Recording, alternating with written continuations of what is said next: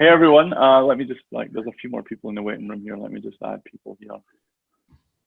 And we will get started. So you guys will all be on mute right now. You're welcome to unmute yourself at the end when we kind of do a bit more of a free-for-all. But let's just get started. So first of all, thanks everyone for joining. And before we get started, I wanted to introduce myself and say thank you. So I'm Stephen. I'm the founder and CEO of Asensei. Any of you that have had any support inquiries have probably dealt with myself or Ross, and I can see Ross at the top of the screen as well. He's on the call. Concept 2 standing vertical, no judgment. The cheap ski erg. So you were all invited to this webinar, which we hope is the first of many as a thank you. We wanted to thank those of you that joined as gold members. I just want to say we really appreciate how willing you guys were to commit to supporting us from the start, and for that we're always going to be incredibly thankful. So today, close up in frame right now, delighted to introduce you to Eric Murray, and I don't think anyone on this call needs the introduction. Also on the call today is one of our team in New Zealand, Robert Dunn. We all know Rob as Roundy, so you'll hear us referring to Roundy. Roundy's worked really closely with Eric on behalf of Asensei, and he's going to drive the interview today. And in a moment, I'm just going to pass off to Roundy and let him explain the format. A few more things. Like I said, you're all on mute, but keep your cameras on, and don't worry if kids come bursting through the doors, if a partner or spouse is crawling along the floor trying to get them, or a dog's trying to get the squirrel out the window. We're all in this like working from home situation right now, and let's just embrace it. We're used to it. So last thing from me on Zoom, if you've not used them before, there's two options. If you kind of hover your mouse up towards the top right, you'll see you can choose speaker view, where you'll kind of get a full screen of Eric and Rob speaking. Or there's also a gallery view that will just kind of tile everybody. You'll see everyone that's in the meeting at once. So, my recommendation would be for those of you that have been in this kind of self-quarantine situation for 24 hours, you probably want to go full screen on Eric. And for those like me who've been in quarantine for like just over a week and you've started talking to the volleyball in the corner, you might want to just go to gallery view and remind yourself what human beings look like. So I'll leave it up to you, but you've got those options. So listen, sincerely, we hope that you and your loved ones are safe and sane during this time.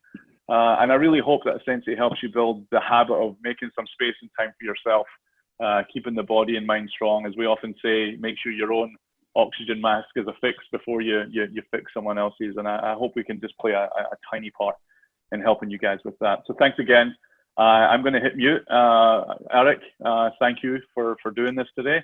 And Randy, I'll let you take things from here.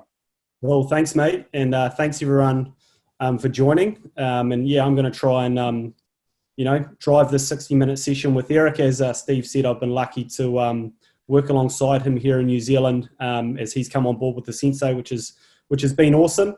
But just to sort of outline the session at the start, I'll try and keep to 60 minutes and we'll get through as many questions as we possibly can. Hey, if that means, we miss a few, there may be an opportunity. We've got a second session next week, and if we need to have a third, then that's something we can chuck in as well, because, in the new world, there may be the opportunity to have a few of these sessions. So, what else are we doing? What else are we doing, buddy? Just might get fit again, big fella. So, I know. Come back. Well, thanks a lot as well for putting in some questions ahead of time, submitting some questions. We're going to dive into those in the middle part of the session. I'm going to ask Eric a few sessions at the start just to kind of get things going.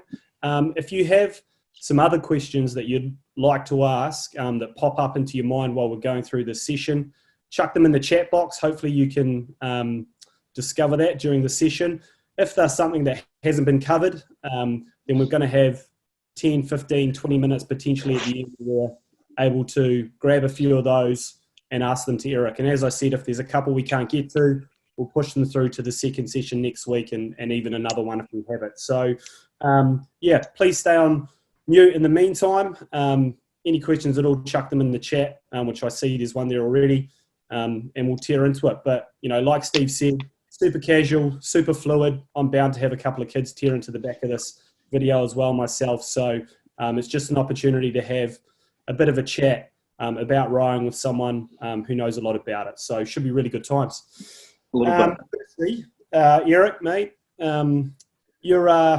I've always said as well. You're actually a bit of a number 8 wire man, which is a saying in New Zealand, which is handy. Can turn your hand to most things. What's your setup there, mate? It looks like, for those of you who don't know, you are at home. What's your setup there? Yeah, well, I've actually, a couple of people have copied me, and like I'm sure everybody does their research on the internet and trying to find. I've done it at a couple of places now.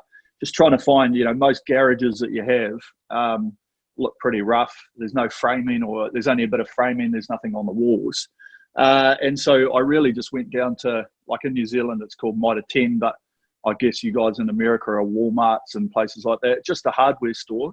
And you buy the cheapest plywood you can find, 12 mil plywood, and it costs about $30 a sheet. And then you use about 10, 12 sheets around your garage, and then you whitewash it. So you get paint, and you mix 5 parts water to 1 part paint, and it's really runny, it's really messy. And then you put it on the walls, and it just takes that real woody, browny, sort of light brown coloured look off it. And so that's really what I did in both my gyms that I've had. And then this one, because the other one I just had like a carpet on the ground. You can't really see it here, but I just bought some rubber mats, like gym mats, online, and all of a sudden you've got a space where it's got great lighting in here. I can take the roller door up, and then you can get some really good airflow in through. So when you're doing your training, a lot of times you really need that airflow, because I won't lie, I'm a pretty sweaty guy, and a lot of times when you're doing some really hard workouts, you can perspire a lot down onto the floor. And when you've got the ability to just mop it up and take it out, it's really good. So, hey, look, you don't need a lot of space. You just have to have something that you feel comfortable in while you're doing it, because ultimately, if you can roll your rowing machine out onto the driveway, or if you can have it, most people probably have it in a garage. If you're lucky enough to have a bit of a gym, it's great. But hey, if you have to put it on the balcony and you have to do it, you get a good view. Sometimes I spin my one around here and I can look outside, and you just get an appreciation of what you're doing. Spend some time knocking down some numbers, and that's what it's all about. And mate, to sort of talk more about developments in the world, we don't want to talk about coronavirus too much, but one thing that certainly happened in the last couple of days is what was a big part of your life previously, the Olympic Games, has been postponed. Do you want to give us your thoughts, mate? Firstly, on maybe from an athlete's perspective, those people have been training really, really hard over the last few months, what their reaction might be. You may even talked to your old rowing mate or some of the other people in the program, and also around the time frame they'll put around when they're going to put it to, mate. Have a crack at that. Yeah, so I was optimistic that the Olympic Games were going to carry on. Ultimately, I'd love to have seen them going this year. And it is really just because you work. I had a radio interview yesterday, and I tried to explain to people that it's no different. If you watch the NFL, or if you watch football, you watch rugby, whatever it is. Now, every team has basically a 1-year experiment. They go, right, we're going to nail this year. This is our culture. This is what we're going to create. We're going to do our competition, and then we're going to see who wins the Premier League or the Super Bowl or whatever it is, right? That's a 1-year experiment. But at the same time, they're looking further forward. They're looking 2-3 years down the track, and they might say, right, top 5 this year, top 3 next year, and then we're going to win it. Now, Olympics is no different. So we were always doing that 1-year experiment in order to get us to the world champs, and then it was going to lead on to the following year, then to the following year, and then ultimately to the Olympic Games at the end of it. So that's what everyone's been working towards. And so all of a sudden, you've been working this year is going to be your power work and your speed work and high intensity work, rather than doing too much weight training, because you've already done that in the years previously. And then that's all out the window. So you're sort of sitting there now going, oh shit, okay, how do we do this next year plan? And it's like, do we take a break now? Do we keep training with nothing in mind until like September, and then we have a break like we normally do? So it's really difficult I think for a lot of athletes, and a few of them are just sitting there now because everyone took everything home and then everything got cancelled, and now they're sitting there going, well, should I just take the next month off? Like what should I do? So I think it's a good thing that they've cancelled. I shouldn't say cancelled. They've postponed it because now we'll get some certainty. And as long as everybody around the world manages to get on top of this, we create a vaccine in the next 12 months and all this sort of stuff, we should be fine by next year. Hey, look, it gives me the title of Olympic champion for another year before someone else takes it. So not worried about that one. But hey, it's I'm looking forward to ultimately. I'm hoping I'll still be going again on a tour group that I was meant to be taking this year. So I'll try and get back on that one next year. But yeah, like ultimately we want to have the Olympic Games. You want to have the best people, and it just wasn't going to work out this year. So now that it's been postponed, now everybody can actually refocus and go, okay, right, what are we? The 26th of March here in New Zealand. We're right, okay, if it's going to be on the 23rd of July, 2021, because I'm pretty sure they'll come out with a date shortly, then all you do is you just refocus. You replan and you go, okay, that's when we're going to have to peak. That's when we're going to have to do the business. One more year for Bondi to try and convince you to get in the 8, mate. Oh, I know. I'm waiting for it. I'm waiting for the call. I'll tell you. Well, for anyone that doesn't know, after the Worlds last year, so we're an intimate group here. After the Worlds last year, Hamish came around to my place, sat down, and basically begged me to come back into the 8. And he said, "Look, just come back. We need you. We need the work ethic. We need some bits and pieces." And I won't lie, I did a bit of research into could I actually go back, because it does tickle my fancies. I never raced in an 8. It would be fun. Could I do it? Could I do the training? Yeah, probably. But, life's a little bit tougher these days. My boy's 8. I do a lot with him because he's autistic. So I do a lot of schooling stuff with him. And I just thought, you know what, I'm going to have to get my mum to come and live down here or something and look after him because I can't get him to school early enough and got to pick him up in the afternoon. So life had sort of moved on, even though I guess there was a few strings getting pulled saying, do it, 6 months, you could get back there and just see what you could do. And so it did tickle my fancy a little bit, but I'm definitely not going to be doing it this time either. So, but mate,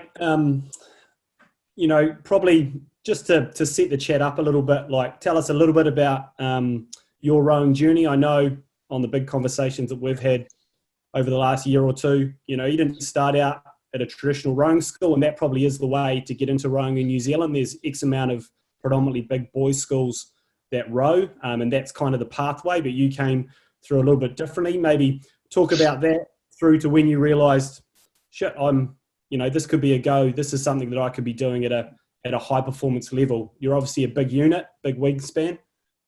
Yeah. Well, anyone that hasn't read the book, The Kiwi Pair, go out and buy it. You can buy it online, Book Depository. So it was really just back in the day, and man, we're talking 23 years ago. It was really just I wanted to row to get time off school. That was it. I was like, you know what? If I go out rowing, I'm going to get time off school. And I was like, you beauty, I'm going to do that. It got me fit for rugby in the winter. So you go from rowing straight into rugby. You're fit as a fiddle. You're back in the top teams where you go. But then I started figuring out I was getting better at rowing than I was at rugby. And that really just took me on a journey. And, you get a few, I guess a lot of it too are about people that say, you know what, they feed you a little bit of information. They're the mentors. They're the ones that say, look, if you do this, this, this, and this, you could actually go quite well. Then all of a sudden you up the training, you up the intensities, and you start getting more results. You go better and you go better and you go, wow, they're telling the truth.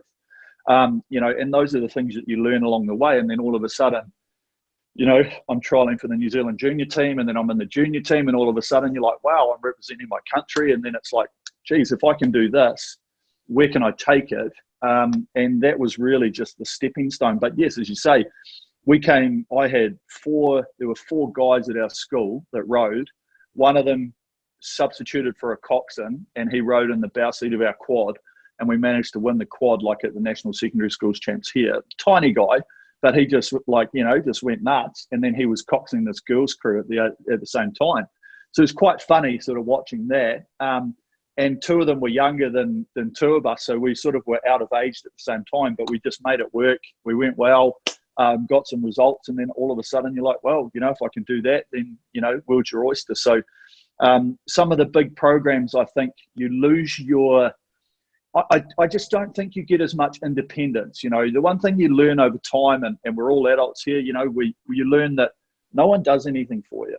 You know, you've got to do it. You've got to get up in the morning. You've got to make your lunch. You've got to get prepared to go out. You know, you've got to be there on time, the punctuality, the dedication. That's what rowing's a great sport for.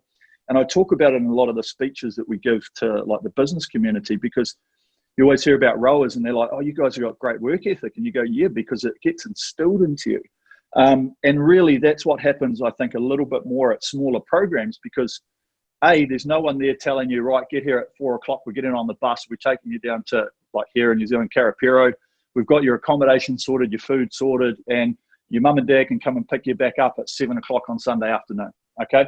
There's none of that. It's like, organise yourself, okay? Got to do that. You know, you've got to organise whether you're going to stay somewhere, get a tent, whatever you're going to do.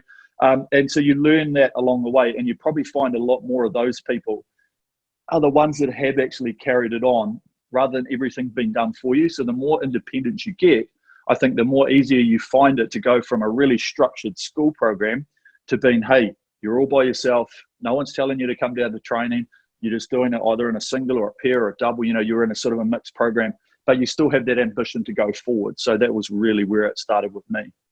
Nice, mate. And we'll, at the end of the session, a few questions on your training and on your career. So we'll touch on that. But now I'm just going to go to some of the questions that you guys have submitted. I've tried my hardest to group them a little bit so that there's themes that we run through the session. The first one is hopefully questions that predominantly relate to the erg, and you're renowned, mate, for some of the amazing things that you've achieved on the erg. I think do you still hold 2 or 3 indoor rowing records? I think I've got, I think I might only have 2 nowadays. No. What's that? You think, you know, I bet. No, I know my hour world record got taken last year by Conlon McCabe in Canada, which it should do because he's a monster. But he still hasn't had a go. So I think on Concept 2, I think I've still got the 10K and I've got the half marathon. Nice. I know those for certain. And I had, yeah, well, I only did that. The long distance ones were really good for us, because in our training, when we went under our coach Dick Tonks, he was okay. I'll tell you that straight and pure, everybody. But the fact was, he trained us like dogs. And to be fair, I'm pretty sure there are dogs out there that get treated better. Now he just trained us like.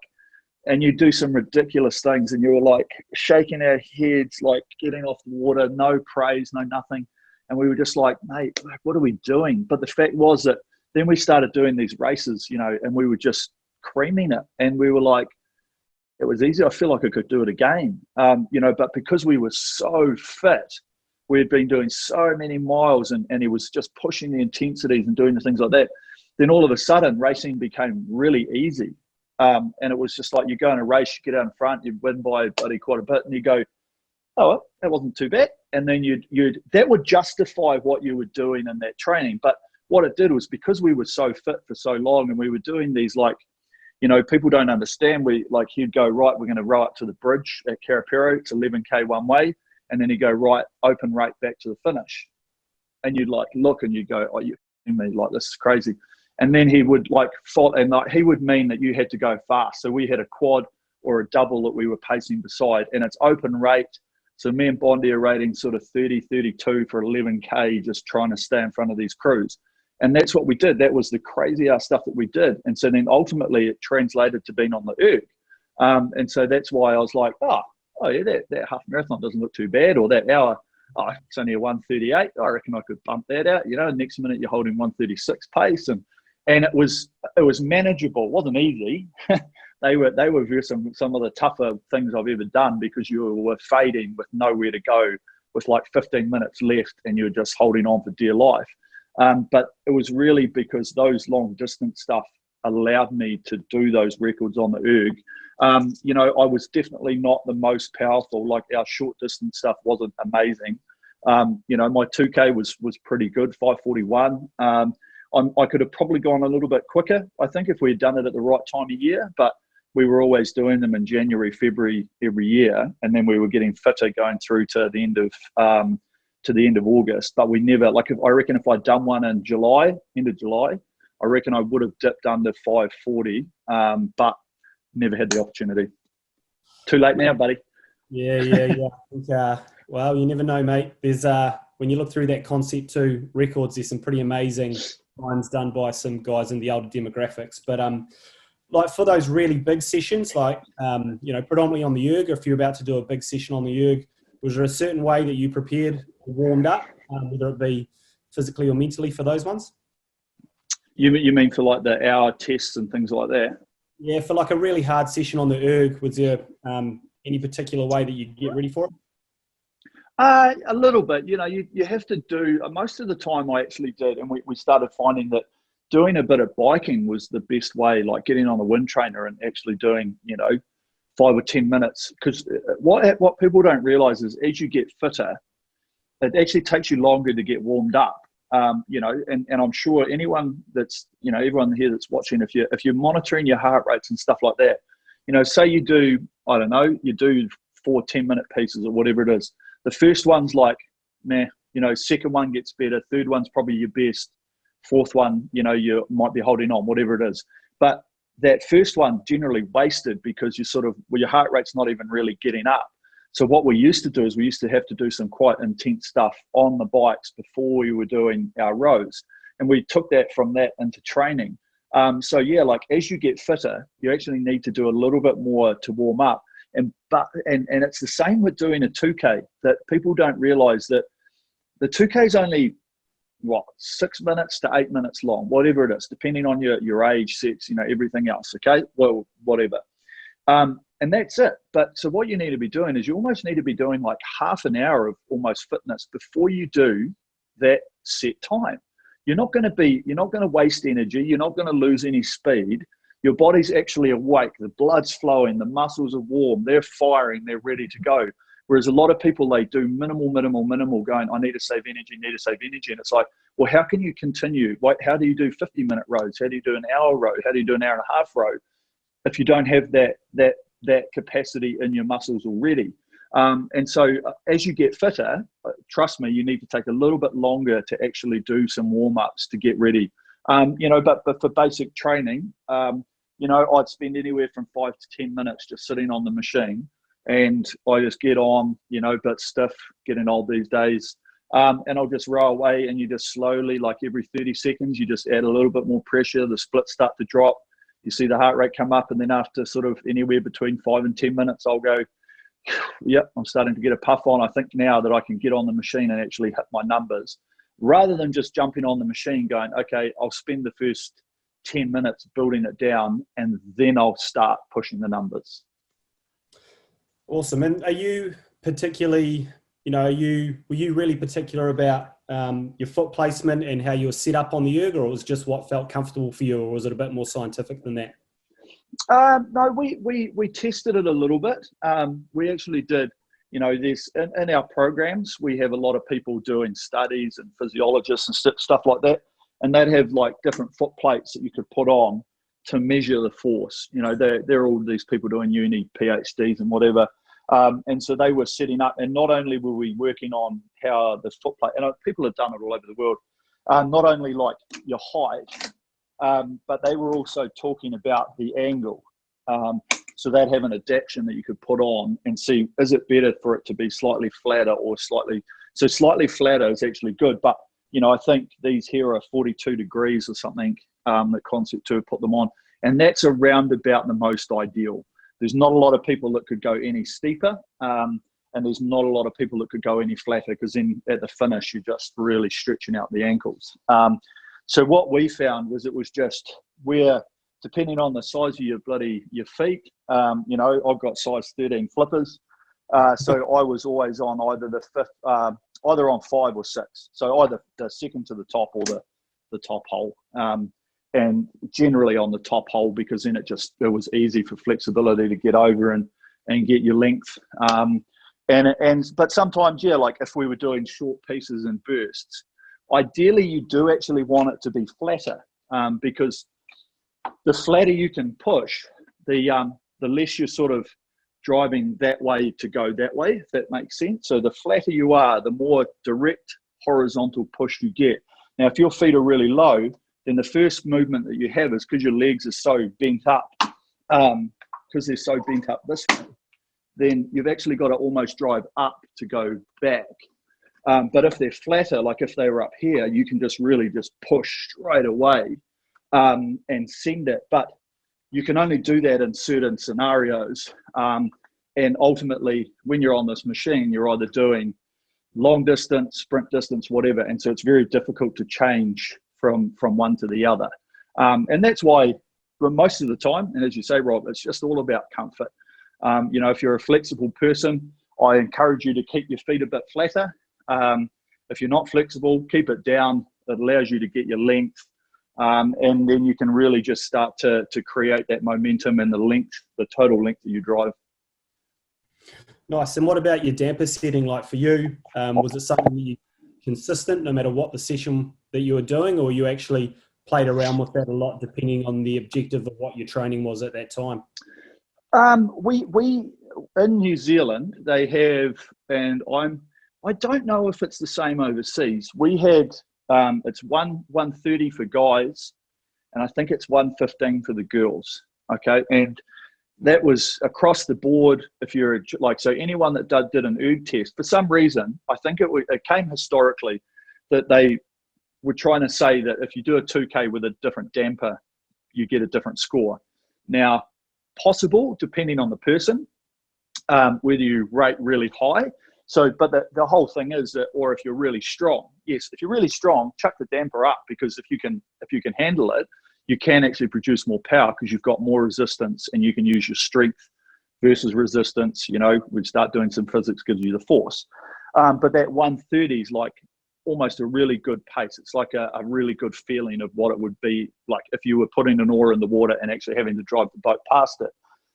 So we just historically did everything on 130, but there's so many different workouts, and I actually haven't really done them on here because for they were really good for us on the water for speed work, and what we were doing was Dick, as our coach, was like, okay, we put it right down to the bottom, and he was just like, I want you to feel the speed of the machine. So we'd do half an hour at just, because when you actually do a session with it right down, it's so quick. You've got to be leg drive so fast. So we never loaded it. We never went right to the top. We went up a lot of times to do power strokes on it, which is what we've done. Done a little bit on YouTube and stuff about it. Because when you're up on 10, it is very, very heavy, and yes, you can get injured. No matter what you do in life, you can get injured by doing it. So we would use that as a speed work, go up a little bit for your power strokes, and that was really about it. And as I say, a lot of people, this is why the drag's an amazing thing, because if you are a 60-year-old lady, there's no way you're going to have it up on like 6 or 7. You'll be down because you just can't hold that pressure. So it's about finding something that's sustainable, that allows you to really go through all the ratings at the same time and get the feeling that you can manage it at any given rate. Because at 1, it's really hard to hold it at 20 because you're just like, man, it's just so quick, I can't get on the front. But then at 40, it's like, oh, this is easy piece of cake. Okay, so that's why finding out where you can go in that damper setting is very, very individual, and it's a matter of finding out what works for you. And as I say, some people might like it a little bit lower, some people might like it a little bit higher, just depending on your body type. Nice. And a few technique questions. For you, what would you say is the most efficient way to increase your wattage or your watts? Okay. Ultimately training, because the fitter you get, the better split you can hold. Efficiency, I always talk about that efficiency. When you're using the rowing machine, it's all about using your big muscles, you know, and it's no different. So everything we were talking about while we were doing it is that if you're just hanging as long as you can, you're just not using all these little small muscles. You're using these big pieces here that are really just driving it. And so the longer you can hang on to it to finish it off, the faster you're going to go. And it's as simple as that. It's as simple as that to increase your watts, is the ability to be able to be efficient with these small muscles that you can. Because what you start to see is the people that have used their shoulders too much, they start, you know, they're like, oh, you know, I'm starting to get really tight in the shoulders and my forearms are getting tight, or my biceps are getting tight. You're like, well, look, if you've been hanging using these big lats and everything that you've got underneath your arms, you'd be able to drive a little bit stronger on the legs per stroke, okay? And that what it does is just overtraining. If you're really looking to increase your like personal bests on different things like that, what it is it's working slowly to get a better score, okay? So if you're holding, I'll use round numbers here, if you're holding a 150 split while you're training at say 20 to 22 rating, that's fine, you know, but then the next day you just want to be able to try and go 149.9. You know, that's your average. And then don't all of a sudden one day go, oh, I'm going to do 148, because it's not sustainable. You need to be able to increase that over the time.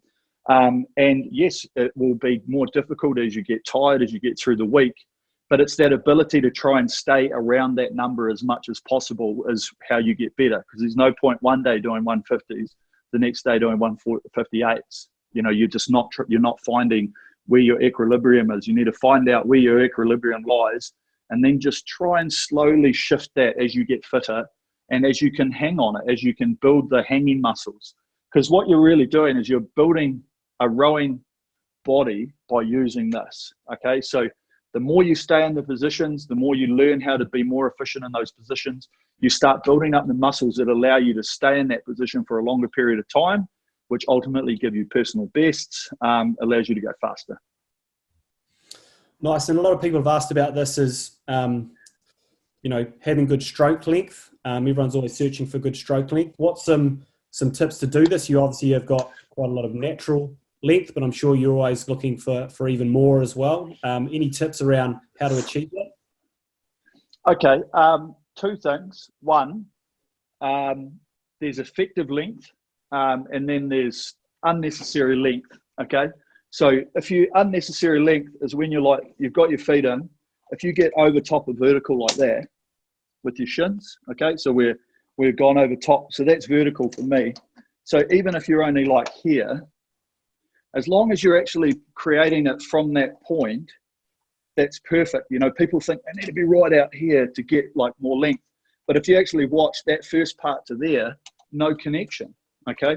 So a lot of it is really just about letting, especially on the machine, don't do this at home, but you let that go and it's going to fire back that way as quick as you can. So when you're sitting around the finish, and I always talk about it, just let it go and see, like if I just lift my feet up, you're gonna slide back to the catch, okay? So using that resistance and that elastic energy to just let it go, drag you forward, then as you're getting into the front, all you're actually starting to do is put some weight onto your toes, and then you just start pushing away.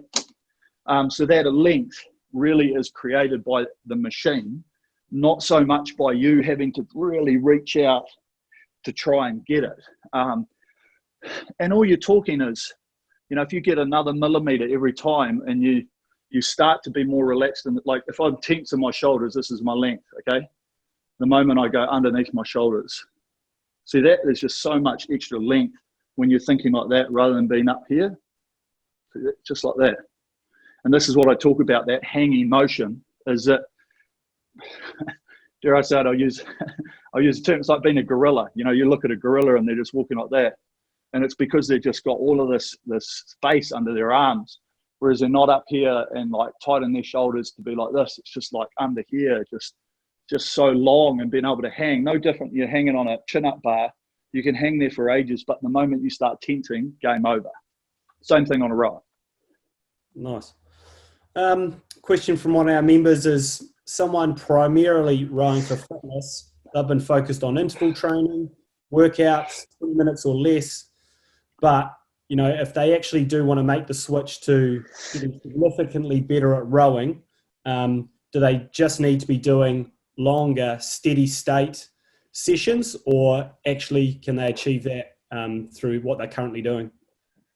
You can do that by interval training quite easily. Just shorten your space in between your intervals. Okay. I've always been a big fan, and we used to do it a lot, even when we were training, of doing intervals. You know, whether that's 2 half hours, 2 40 minutes, 2 45s, whatever they were. And sometimes the coach would be like, "Well, have 5 minutes, get back on it," or else you go, you're allowed 30 seconds to have a quick drink, and then you're back into it. And you'd be like, "Shit, okay." So you can still do 4 10-minute pieces, but instead of having 2 minutes in between, 20 seconds, enough time to have a drink, get the towel, wipe your handles, bang, straight back into it. And that builds up that continuous motion that you're trying to get in terms of fitness. Now, yeah, if you did want to go and make that switch from that to a bit more like water stuff, is most of the time when you're on the water, yes, they are trying to do things where you're going from, you know, if you're a novice, they might try and get you to row 20 to 30 minutes continuous. As you start getting out to like more experienced people, that starts going out to 40, 45, even longer in one continuous row. And so what you're really trying to do is just be able to handle that time, you know, and so you don't need to, if you want to get better on the machine, you don't just have to, there are 2 schools of thoughts and they both work. You know, one is get on here, do an hour every day. Yes, you're going to get fit. Okay. But you could do interval training for 40 minutes, 50 minutes and do just as well. You know, one is going to be very mind numbing and monotonous and it's hard to do. Yes, it gets you fit. The other way, it's a little bit more mentally stimulating. You can change things up a little bit. But yeah, ultimately, it's really difficult to say, do this and do that without knowing your overall program, your overall goals of where you're trying to get to. Because at certain stages, you know, if you're going, okay, I want to get on the water and I want to do something, at the start of your season, you don't do a lot of speed work. Rating is 20 to 26. That's it. When you start getting out to the end of the season, your rating goes from 20 to 38 or higher. And it's just the makeup of that over time. And it's no different on the rowing machine, whether if you're going to compete in it or not, if you want to do a competition, it's just how that breakdown of the weeks building up to it actually look. Nice. And you've touched a little bit on length, but also a question around length and rhythm together. They seem to be the key to speed. You know, what hints other than just straight practice can you offer around getting these 2 right? I know a lot of people struggle to have really good rhythm over a long session. And you've done any tips around that? Yeah, so rhythm starts to fail as you start to fail. And I'll put my hand up and say my rhythm used to die as I got tired. And it's really just locking that in. And a lot of times, if we were doing some really hard sessions and it was the end of the week and we were still trying to hit our numbers, I'd start failing and I wouldn't be able to hit my numbers. And I'd be like, shit, okay, I know I'm tired, but I want to try and do it, or I'm going to limit the damage. And so what that rhythm and stuff was about, the same thing, efficiency. And, you know, I do it on the machine all the time. If you don't have your handle in and you just come forward, like you can't sit in this position very easily. Okay. Like if anyone tries to sit at your catch position without the handle, your body's wanting to move away because it doesn't want to sit in this position. It just doesn't like it. It wants to sit about here quite comfortably. So it's about using that on the machine. Don't know if I'm out and I'm still in picture. Is as you come forward, using that awkward, the body doesn't want to be in this position to help you. So that rhythm is I'm floating in and I'm going to push out. Okay. And so trying to find ways to, when I talk about less is more, trying to find free speed, it's about actually trying to maintain while you're dying, because yes, you are starting to fail because you're at that fatigue point. It's about finding ways where you can get speed without actually doing anything, you know, and that's that compressive energy. You know, there's so much in the physics that work in rowing as your legs come together, you know, and you come right down into that sitting position that they want to push away. Doesn't like being in this position like what I was. Doesn't like being there, wants to push away. So as you do it, you just go, I'm coming in, okay, and it's going to start trying to push you out at the same time. Just allow that to happen. And that's really the easiest part around it. And while that's happening, is then you get a nice rhythm around the front. You know, so you start feeling, my body wants to push away, so I'll just let it happen. And those are the things that you've got to start to figure out yourself, because everybody's fatigue point starts at different times. If you're really fit, it might not happen until you've done 50 minutes on it. You know, if you're not so fit, it might only be 30 minutes. And it's really, and same, depending on the time or the intensity that you're doing it on, that you get to that point. Nice. A question from Jake is, how to row comfortably at a high stroke rate while keeping a low split. And he wants to know how to build an engine, to have decent power, however, need to build more endurance. And I know that's something you've chatted a little about. You didn't naturally have maybe as much power as some of the other athletes, but you had good endurance. But how did you still focus on trying to build that power? There's different ways. You have to do specific workouts to get that power. But it's all about when you're doing pyramids, okay? So any pyramid workouts that we do, you go from 20 to 22, 24, 26, 28. You want to find out what your split margin is in each of those, and then just try and slightly increase that. And then ultimately, as you're doing workouts, just trying to do things where, this is what we just spoke about before, about you can't get a lot of power and endurance at the same time. You've got to mix it together, and you can't just do power workouts all the time. You can just do endurance workouts. So it's finding the balance. So you can't just go, I want to get fit, but all I want to do is just 5-minute pieces on the rowing machine. That's not going to work, you know, and everything's above 28 rating, not going to work. And so it's about finding where the balance lies. And as you get better, you just find out what you're able to sustain at different ratings. And that's why doing pyramids, you start to get a realization. You've got to start to get a realization of what I can hold at a certain rating, and then try and draw on that. Okay, so if we did a pyramid, just, you know, raising the ratings every 2 minutes, you could go from 2 minutes down to a 156 at 24 rate, and then you just slowly go down. So by the time you hit 30 rating, you might be hitting 140s, and you're like, okay, this is great. Okay, so that now becomes your benchmark. So then all of a sudden, when you do say 4 minutes at 32 rating, you want to be hitting that 1 minute 40 split, you know, or slightly better. So it's just about learning what you can do and then managing that and trying to continue that on as much as possible. You know, and you've got to do that in a certain structure where it's easy to go, okay, let's just do a 4-minute piece, and you might do something unrealistic.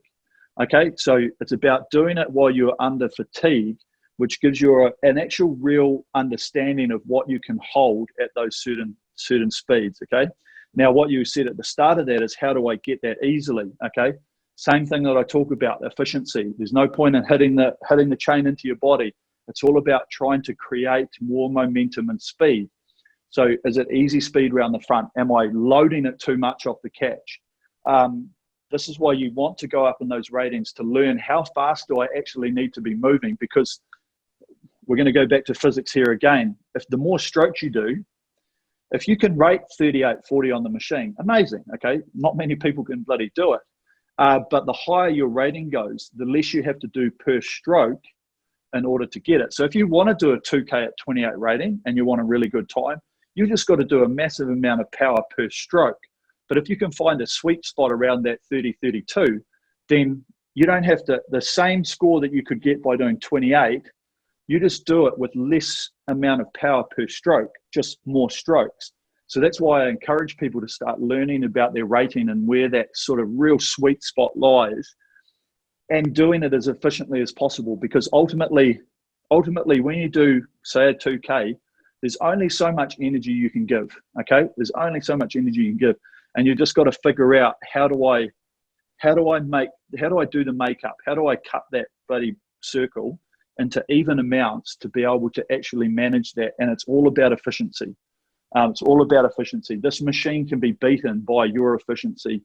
And it's just by learning that through that practice of doing those pyramids, going up under stress, under fatigue, doing it after you've already done 40 minutes of something really hard, is doing, say, a 4-minute pyramid where you just go 28, 30, 32, 34, and you're just like, wow, I've got to get faster, faster, faster, faster. I'm really tired. I'm buggered.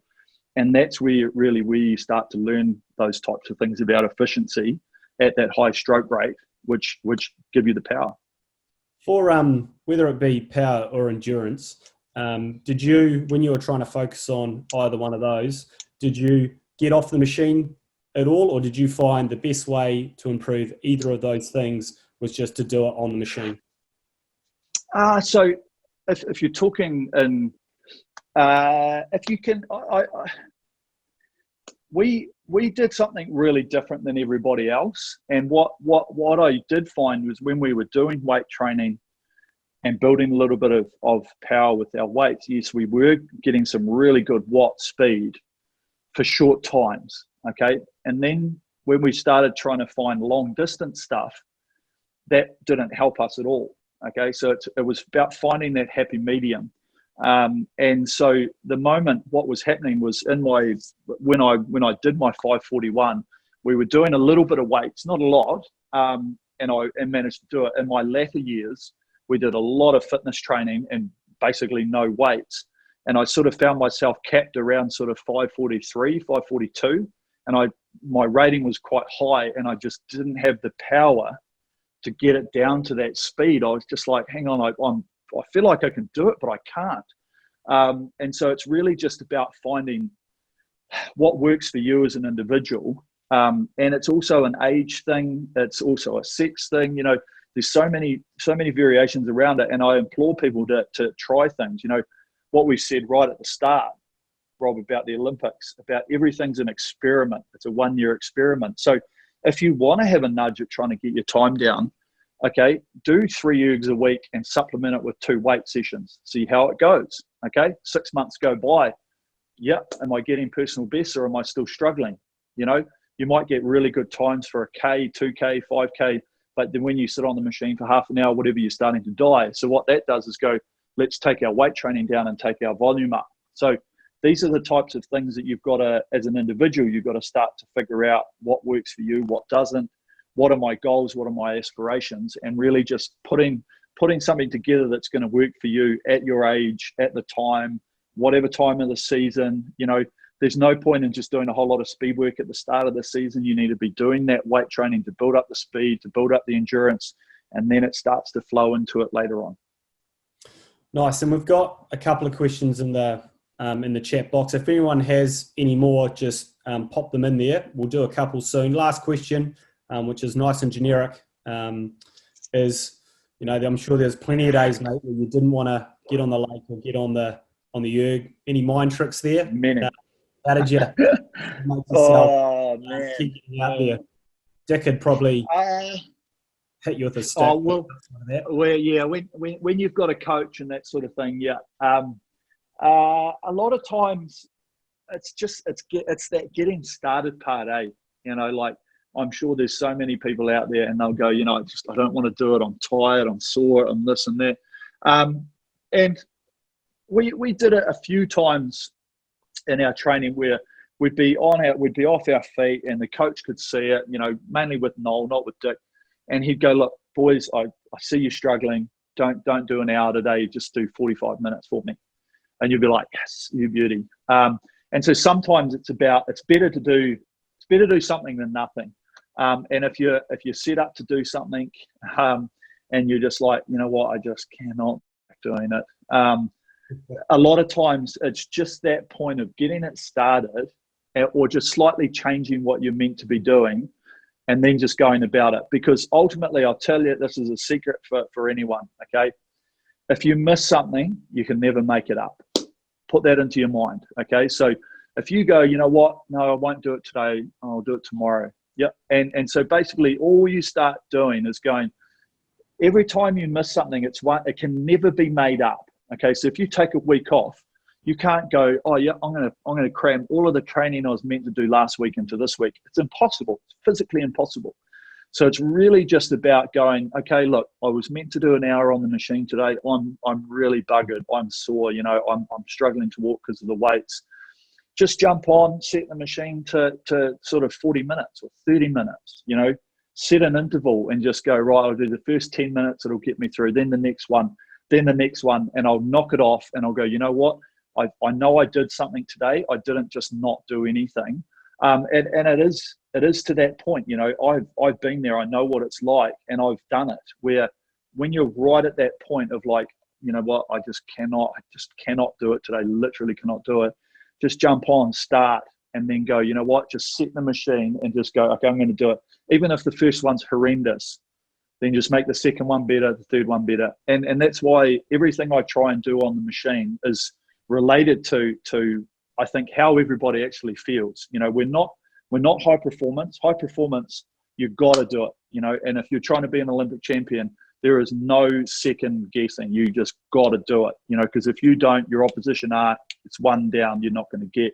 And so by breaking it down, not only into those intervals just makes it easier, but it's also the intensity. Don't go as hard the first one, then you'll be like warmed up and you go, you know what, actually don't feel too bad now. Maybe I will give it a nudge in the second 10 minutes or the third 10 minutes. And you might get to it and go, you know what, I'm just going to do one more 10 minute, and you're going to do it. And then you walk away going, I'm glad I did that. I'm glad I just didn't do it today. I'm glad I just didn't not do it. And we've all been there. And I'll tell you, it's just about getting started. Just put yourself on the machine, just start, and that's the hardest part, because you procrastinate. You go, oh, but I haven't got my AirPods in. I haven't got my music going. I haven't got the TV set up. I haven't got this, you know, it's just literally start. Just get on, shut up, and then just start doing it. Set the machine and just go, yep. And because a lot of us, you know, everybody that jumps on the machine, we're not quitters. You know, we'll generally 95% of the time get right through it as much as possible. Even if it's ugly as hell, even if we're failing, we'll get there because we watch that time tick down to zero, or the meters tick down to zero, and we go, yes, done. Nice. And we'll just about run out of time, but we've had a couple of questions from Lawrence. Steve, do you want to take him off mute? Maybe he wants to ask Eric those couple of questions around purchasing the C2 dynamic. Lawrence, do you want to direct those questions to Eric, mate? Can you hear me okay? 100%. There we go, yeah. Perfect. Yeah, I saw a video of you on the dynamic a while back, and I went back to rowing after a 38-year hiatus, and did the nationals last year on Masters. Got a gold and a few silvers, so I'm starting to really into it. Pulled a 6:49 on my 2K at the Indoor Classic in San Diego. So I've got a nice base, but I wanted to go to the dynamic because I thought it would help me better on the water, because at the end of the day, I don't want to compete against cross trainers, although I respect them. I want to faster on the water. What do you think about the dynamic now that I bought one? And please speak freely. Yeah, so using the dynamic is definitely second to none the best technical trainer for rowing. Okay, because I'm sure you would have found that if you don't create that momentum around the finish, and if you don't let those feet come towards you, the chain doesn't go back, or the cord doesn't go back into the machine. So it's about creating your momentum, using your core a little bit more, and then bringing your feet underneath you like a boat would move underneath you, and then pushing away. Now, with the dynamic, yes, it is slower, okay? Now, the reason it's slower in terms of splits or watts is the fact that you're really only just like you're using that hang motion to drive your legs, and you're driving, you're sort of driving that foot plate away, and then you've got a little bit of a swing. Now, on this Concept 2 machine, what you do is you take 90, 100, 80 kgs, whatever you are, from here all the way back here, and you just create this big drive of weight. So it's physics, you know, power plus momentum equals force, you know, and that's what you get. But on the dynamic, it's all about that drive and that push. So yes, it's technically exactly like you would be doing out in the water, where you're hanging, you're basically pushing the boat past your blade, okay? That's what makes it really good. And because there's not the resistance like a Concept 2 on sliders or an RP3 that moves back and forward, and it's still using a lot of bungee resistance to pull you back, that's why it's really, really good for being technical on the water. yes, you'll find that it's really easy to rate on the dynamic. So you could probably sit there rating 36 quite comfortably because it's really easy to just flow it around, pull your feet back to you, and you keep going. So what they do is most people won't test on a dynamic because it's so different than the standard Concept 2. But yes, technically, if you start getting that real, because it should feel exactly like what you're trying to do out in the boat, feet towards you, give it a push. But we used it religiously for our stuff, for the Olympics. For like 6 years, we had the prototypes, and then we had the first generation models, and we used them every single day except for testing, where we went onto these machines. And it worked wonders. I reckon it gave us quite a lot of speed out on the water because we just got that. Anybody that's watched our rowing videos, Hamish is an amazing classic for it. You just watch his hang. Like, his hang is unbelievable. And if you actually just watch us and the way that we're rowing, all we were trying to do was just hang, push the boat past the blade. And that's what we tried to do, and that's what the dynamic gives you. But the thing is, we used to train on these at sort of 19, 20 rate was standard. Dynamic, you've got to rate 22, and the splits are still probably a couple of splits slower. So, comfortably, I'm not blowing my own trumpet here, but when we were using these, Hamish and I would be doing for an hour, 143 at 20 rate. That was our number. Okay, we're talking Olympic level stuff here. That's what we had to do. 133 to 134. 143, 144s. When we were on a dynamic, we would be lucky to be 145 to 146. So, and at 22. So we were 2 points above, and we were about 2 splits slower. Okay, just because you weren't able to just push all that body weight one way because you're actually doing it in a technical sense. So I implore people, if they want to technically get better on the water, to use a dynamic. I would do 90% of the work on the dynamic, and then I'd still use this a little bit just to create a little bit more load on the whole body.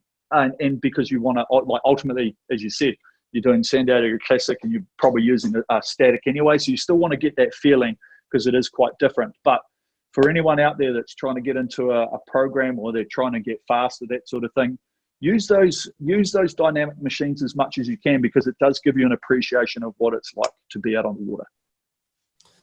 Nice, mate. And that's us. That's a 60-minute session. And as suspected, we didn't get through all the questions. Oh, mate, I'm fine to keep going for another 10, 15 if anyone against it. I like it. I like that, mate. But I think we'll, apologies if I didn't get to some of your questions. We'll definitely put them into next week. And I think, thinking about this now, we could even do a whole session on actually your career, Eric, as well, which might be something we look at after next week's one. But I'll just flick over to Steve to wrap things up. Really good session, guys. Appreciate it. Thanks, everyone. Thanks, Roundy. I mean, first of all, Roundy, you guys can hear me okay, right? Yeah. Yeah. First of all, Roundy, great job. Trophies in the background. What'd you win those for, mate? Yeah, I was for 10 karate national championships in a row. I'll let you know. I told them I used to coach University of Edinburgh. I told them if we win 10 in a row, I'm keeping the trophy and I'll buy you a new one. So that's the little tarnish. There's been a lot of beer in that trophy.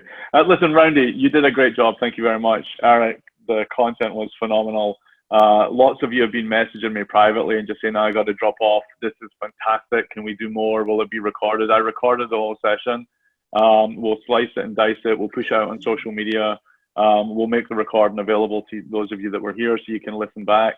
And as Roundy said, if we did not get to your question, we have another one lined up already for next week. If you can join us, we'll probably roll some of the questions in there.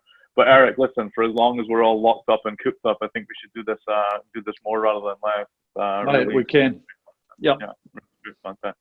So I am going to end the meeting. It'll be a little abrupt. Thanks everyone for joining. And once again, thanks for being asensei customers as well. We really appreciate you guys. And anything we can do to make the programs better, make the product better, let us know. We're here to make you guys faster. We're here to make you guys better. So thanks very much, and we'll see you guys next week. Okay. Awesome. Thanks, everyone. Awesome.